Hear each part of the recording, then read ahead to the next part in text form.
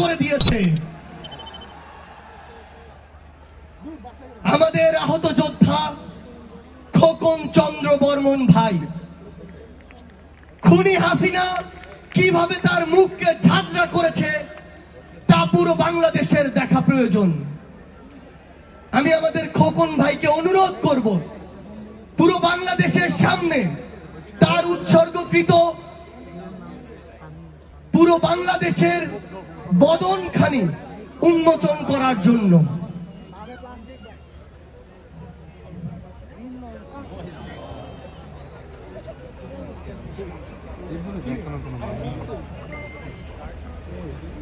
আমার বাম পাশে রয়েছে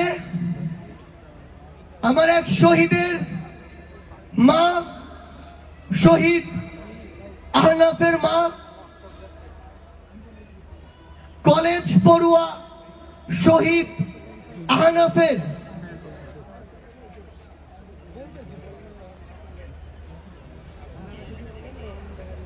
শূন্যতা নিয়ে এখনো প্রত্যেকটা মুহূর্ত চোখের পানি ফেলে আমাদের যে মায়েরা শুধু বাংলাদেশের কথা চিন্তা করে আমাদের মাঝে শত কষ্ট বুকে নিয়ে বেঁচে আছেন, তেমনি একজন মা আমাদের শহীদ আহনাফের মা। আমাদের মায়ের পাশে রয়েছে আমাদের আরেক বোন, শহীদ সৈকতের বোন। এমন হাজারো মা, বাবা, ভাই, বোন আজও পুরো বাংলাদেশে নীরবে নিভৃতে পুরো পৃথিবীর আড়ালে সন্তান হারানোর বেদনা, বাবা, মা, ভাই, বোন হারানোর বেদনা নিয়ে এই বাংলাদেশে এখনো বেঁচে আছে। যে বেঁচে থাকা আমাদের অসংখ্য মা আমাদেরকে বলে যে মরে যাওয়ারই নামান্তর।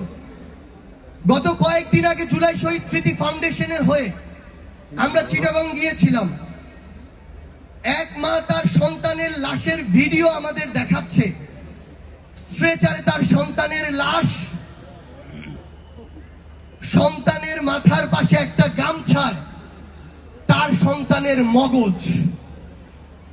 খুনি হাসিনার বুলেটে তার সন্তানের খুলি মাথা থেকে আলাদা হয়ে মগজ শরীর থেকে আলাদা হয়ে গিয়েছে।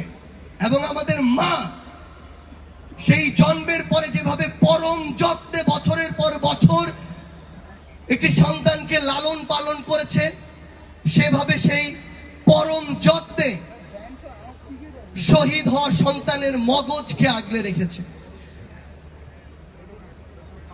আমরা আসলে কিসের উপর দিয়ে এই বাংলাদেশে এখনো রয়েছি?